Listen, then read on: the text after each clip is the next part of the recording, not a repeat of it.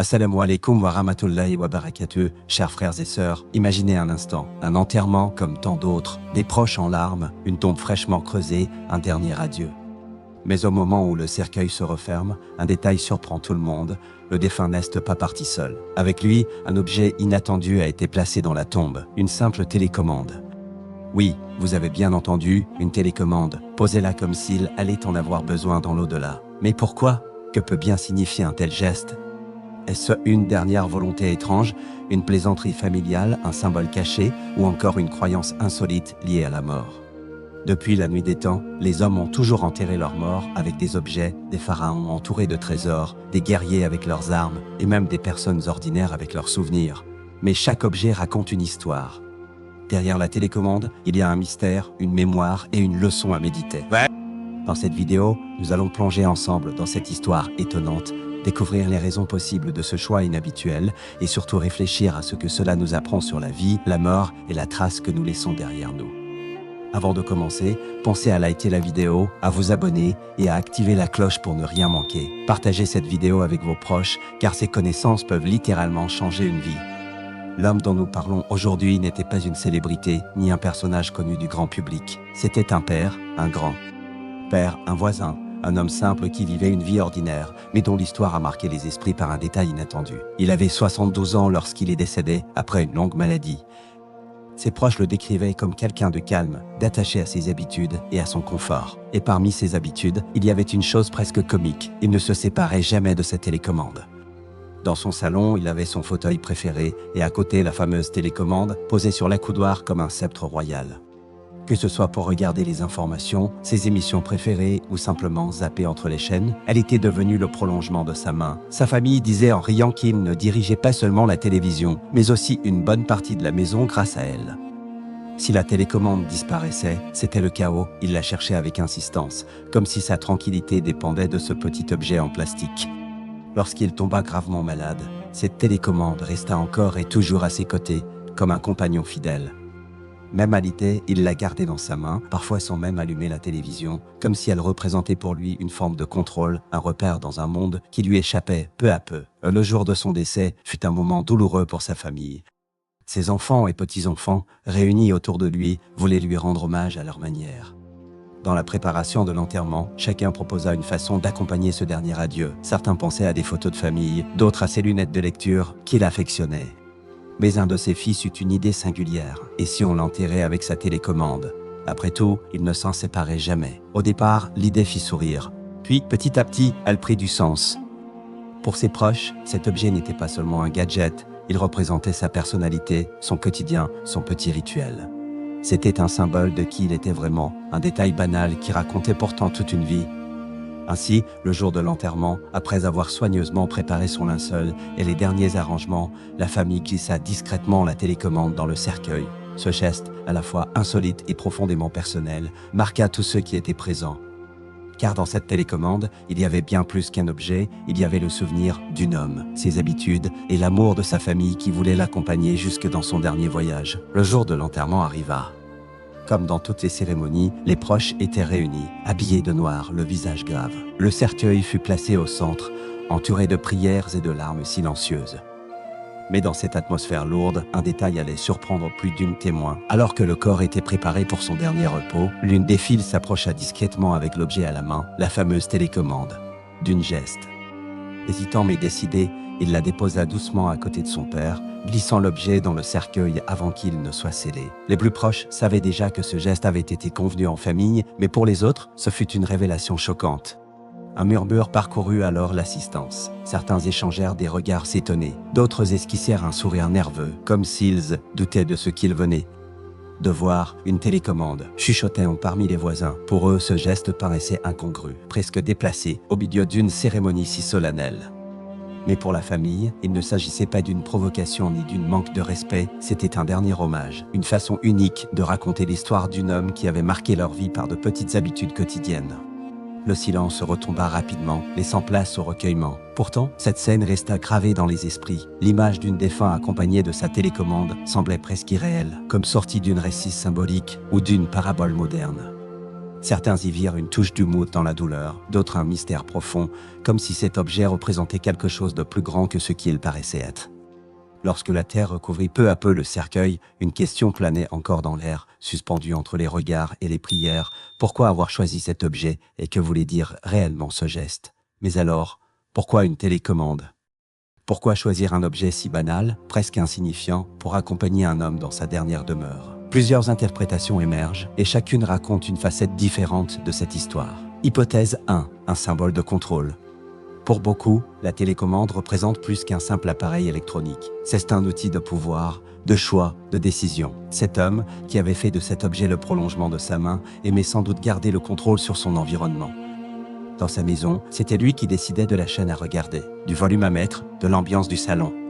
La télécommande était devenue son sceptre, son signe d'autorité. En l'enterrant avec lui, ses proches ont peut-être voulu symboliser ce trait de caractère. Jusqu'au bout, il reste celui qui commande, celui qui décide, même face à la mort. Cette interprétation donne à l'objet une aura presque royale, comme un attribut personnel qui l'emporte dans l'éternité. Hypothèse 2. Une plaisanterie familiale devenue rituel funéraire. D'autres voient dans ce geste une touche d'humour, un clin œil tendre et complice. Cet homme était tellement inséparable de sa télécommande que ses enfants, en plaisantant, avaient peut-être déjà dit « Le jour où il partira, il faudra l'enterrer avec sa télécommande ». Une phrase légère, prononcée dans le quotidien, qui a fini par devenir réalité au moment le plus grave. En glissant l'objet dans le cercueil, la famille a peut-être voulu sourire à travers les larmes, se rappeler que même dans la mort, il restait fidèle à ses petites habitudes. Ce geste, loin d'être irrespectueux, devient alors une façon d'adoucir la douleur, d'inscrire un souvenir joyeux au cœur d'un moment sombre. Hypothèse 3. Une croyance personnelle liée à l'au-delà. Enfin, il existe une interprétation plus spirituelle, presque mystérieuse. Certains objets accompagnent les défunts parce que l'on croit qu'ils leur seront utiles de l'autre côté. Depuis l'Antiquité, les hommes ont déposé des armes, des bijoux, des outils auprès des morts, persuadés que ces objets les aideraient dans l'au-delà. La télécommande, dans ce contexte, pourrait symboliser un passage, un outil pour changer de chaîne entre ce monde et l'autre. Peut-être que, pour ses proches, elle représentait un pont symbolique entre la vie terrestre et la vie éternelle. Comme s'il allait avoir besoin du dernier moyen pour garder un peu de contrôle face à l'inconnu. Quelle que soit l'explication, l'histoire de cette télécommande enterrée avec un homme ne laisse personne indifférent. Certains rient, d'autres s'interrogent, mais tous s'accordent sur une chose, cet objet banal est devenu un symbole puissant. Il raconte la personnalité du défunt, mais il ouvre aussi une réflexion plus large sur la mémoire, sur ce que nous emportons réellement avec nous et sur ce que nous laissons derrière nous. Car au-delà de l'objet, c'est la question de la vie, de la mort et du sens de nos habitudes qui se pose. L'histoire de cet homme enterré avec une télécommande peut paraître étrange, mais en réalité, elle s'inscrit dans une longue tradition humaine. Celle d'accompagner les morts avec des objets qui symbolisent leur vie ou qui, selon certaines croyances, pourraient leur être utiles dans l'au-delà. Depuis les civilisations anciennes jusqu'aux enterrements les plus modernes, les hommes n'ont cessé de placer des biens personnels dans les tombes, transformant ces gestes en témoignages de mémoire et d'amour. Les exemples historiques. L'exemple le plus célèbre reste sans doute celui des pharaons d'Égypte. Dans leurs pyramides, on plaçait de véritables trésors, bijoux, statues, vêtements, armes et même de la nourriture. Tout cela était destiné à accompagner le défunt dans son voyage vers l'éternité, car on croyait fermement que l'âme aurait besoin de ces biens pour continuer à vivre dans l'autre monde. Certains rois furent même enterrés avec leurs chars, leurs animaux et parfois leurs serviteurs. Derrière ces pratiques, il y avait l'idée que la mort n'était pas une fin, mais une continuité, et que l'homme partait avec ses possessions les plus précieuses. Mais les Égyptiens n'étaient pas les seuls. Les Vikings, par exemple, enterraient leurs guerriers avec leurs épées, leurs boucliers et parfois même leurs bateaux. Dans certaines cultures asiatiques, des pièces de monnaie étaient placées dans la bouche des morts pour payer leur passage vers l'au-delà. À chaque époque, à chaque civilisation, l'objet funéraire devenait un symbole du statut social, des croyances et du mode de vie du défunt. Les cas modernes. Même aujourd'hui, à l'ère de la technologie, cette tradition perdure. On a rapporté des cas de personnes enterrées avec leur téléphone portable, comme si elles allaient en avoir besoin pour rester en contact avec le monde des vivants. D'autres ont été inhumées avec leurs consoles de jeux vidéo, leurs instruments de musique ou même des voitures miniatures qui représentaient leur passion. Certains collectionneurs ont voulu partir avec leur objet préféré, une canne, un livre ou même une bouteille de vin. Dans certains pays, on fabrique même des cercueils personnalisés en forme de guitare, d'avion ou de chaussures pour rappeler la passion du défunt. Ce geste peut sembler étrange, mais ils traduisent tous une volonté de raconter une histoire, de graver une identité jusque dans la mort, La signification culturelle. Enterrer quelqu'un avec un objet insolite n'est pas qu'un simple caprice, c'est un langage symbolique. Ces objets racontent la personnalité du défunt, ses habitudes, ses passions. Ils sont une façon pour la famille de dire « voilà qui il était vraiment ». La télécommande, le téléphone ou la console deviennent alors bien plus qu'un simple objet. Ils deviennent des morceaux de mémoire, des clés pour comprendre la vie de celui qui est parti. Au fond, ces pratiques posent une question universelle. Que voulons-nous que les autres retiennent de nous? Quelles traces voulons-nous laisser dans ce monde? Car si les pharaons espéraient emporter leur trésor dans l'éternité, et si certains modernes glissent une télécommande ou un téléphone dans un cercueil, c'est peut-être simplement pour affirmer que chaque vie, aussi ordinaire soit-elle, est unique et mérite d'être racontée. Une histoire aussi insolite ne pouvait pas rester confinée au cercle familial. Très vite, la nouvelle de cet enterrement singulier se répandit au-delà du cimetière. Un voisin, intrigué, raconta l'anecdote à un journaliste local et de fil en aiguille, elle finit par paraître dans les colonnes d'un petit journal régional. Ce qui n'était qu'un geste intime devint alors une curiosité publique. Lorsque les réseaux sociaux s'emparèrent du sujet, tout s'accéléra. En quelques heures, les commentaires se multiplièrent, les partages se firent massifs et l'histoire devint virale. Les internautes s'amusaient de l'image d'un homme enterré avec une télécommande, certains lançant même des blagues. Au moins, il pourra zapper les nuits de l'au-delà. Espérons qu'il ait des piles de rechange. Ces réactions humoristiques, souvent légères, contrastaient avec la solennité du geste, mais au-delà du rire, des débats sérieux émergèrent. Certains dénonçaient un manque de respect pour la gravité de la mort, considérant qu'un objet aussi banal n'avait pas sa place dans une tombe. D'autres, au contraire, défendaient l'idée que chaque famille a le droit de rendre hommage à sa manière, et que la télécommande, dans ce cas précis, avait une valeur symbolique immense. Pour eux, ce n'était pas une absurdité, mais un acte d'amour et de mémoire. Les médias, friands d'histoires insolites, relayèrent largement l'affaire. Des émissions de télévision jusqu'aux plateformes en ligne, l'événement fut repris, parfois avec ironie, parfois avec émotion. On y voyait le reflet d'une société moderne où les objets du quotidien prennent une importance presque sacrée. Finalement, ce qui n'était qu'une anecdote familiale devint un phénomène culturel. Et c'est bien là la force des réseaux sociaux, transformer une histoire intime en débat collectif où chacun projette ses propres valeurs, ses croyances et sa vision de la mort. La télécommande, objet banal d'un salon ordinaire, était devenue un symbole qui interrogeait toute une société. L'histoire de cet homme enterré avec sa télécommande peut faire sourire, intriguer ou même choquer. Mais au-delà de l'anecdote, elle nous invite à réfléchir profondément sur la mort et sur le sens des objets que nous accumulons dans cette vie. Car, en vérité, la télécommande ou n'importe quel bien matériel n'a aucune utilité dans la tombe.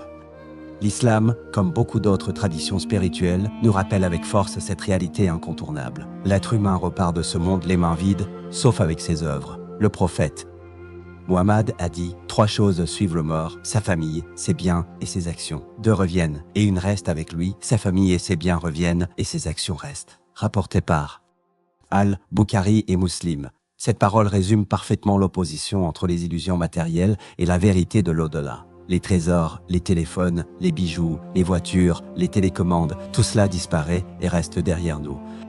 Seules nos prières, nos bonnes actions, nos aumônes et notre sincérité dans la foi continuent d'accompagner notre âme. En islam, on appelle cela le dhikral maut, le rappel de la mort. Penser à la mort n'est pas une source de désespoir, mais un rappel pour mieux vivre, pour ne pas s'attacher à l'éphémère et pour se préparer à l'éternel. Quand une famille choisit de déposer une télécommande dans une tombe, cela met en lumière l'attachement que nous avons tous, à notre manière, à des objets du quotidien. Mais cela révèle aussi une illusion, aucune de ces choses ne peut nous être utile dans l'au-delà. Ce geste, qui semble tendre et affectueux, peut donc être vu comme une leçon involontaire. L'homme qui part, qu'il emporte une télécommande ou non, sera interrogé non pas sur ses habitudes de télévision, mais sur sa foi, ses actes, sa moralité et ce qu'il a laissé comme héritage spirituel et humain. La tombe ne reconnaît pas nos marques, nos richesses ou nos passions matérielles. Elle ne reconnaît que la vérité de nos cœurs et la sincérité de nos actions. Ainsi, derrière l'image insolite d'une défunte accompagnée de sa télécommande, se cache un rappel puissant pour chacun de nous. Nous sommes tous attachés à des choses, parfois dérisoires, parfois précieuses, mais aucune ne franchira la barrière de la mort. Alors que lui a emporté une télécommande, nous devons nous demander, et moi, qu'est-ce ce que j'emporterai vraiment? Pour la famille, ce geste est resté gravé comme l'une des souvenirs les plus marquants de cet adieu. Bien sûr, ils savaient que la télécommande ne servirait à rien dans l'au-delà, mais dans leur cœur, elle symbolisait un lien avec leur père, une partie de sa personnalité qu'ils ne voulaient pas effacer. Chaque fois qu'ils pensent à lui, ce petit objet revient dans leurs souvenirs, la manière dont il le tenait, son impatience quand il ne le trouvait pas, ou encore son sourire satisfait une fois installé dans son fauteuil, télécommande en main. Avec le temps, cet objet est devenu bien plus qu'un gadget de salon. Il est devenu une clé de mémoire, un symbole qui raconte une histoire intime que seuls les proches comprennent vraiment. Certains membres de la famille en parlent encore avec tendresse, presque avec fierté. Nous l'avons enterré avec sa télécommande parce que c'était lui, tout simplement. Pour eux, ce n'était pas un manque de respect, mais un geste d'amour, une façon d'inscrire son quotidien jusque dans son dernier voyage. Cependant, au fond de leur esprit, ils savaient que ce symbole restait limité. La télécommande ne pouvait pas sauver son âme, ni lui ouvrir les portes de l'au-delà. Elle représentait un souvenir, mais pas un salut. Cela leur rappelait aussi la dure vérité. On ne part pas avec ses objets, mais avec ses œuvres. Cette dualité entre la tendresse du souvenir et la réalité spirituelle fit naître chez certains une réflexion plus profonde sur la vie, sur l'attachement au matériel et sur la valeur des gestes que l'on laisse derrière soi. Ainsi, pour la famille, cette télécommande est restée un héritage émotionnel. Elle ne représente pas la destinée éternelle de leur père, mais elle leur permet de sourire à travers les larmes, de se rappeler que même dans la simplicité, il y avait quelque chose d'unique. Quelque chose qui leur appartient à eux seuls, la mémoire d'un homme ordinaire, mais irremplaçable. Chaque enterrement, même le plus simple, raconte quelque chose de la vie du défunt. Les objets déposés dans la tombe, les gestes de la famille, les paroles échangées entre proches. Tout cela forme un récit silencieux mais puissant. Dans le cas de cet homme et de sa télécommande, ce récit est à la fois drôle, touchant et révélateur. Il montre une vie marquée par de petites habitudes, des moments simples et un attachement affectif aux objets du quotidien.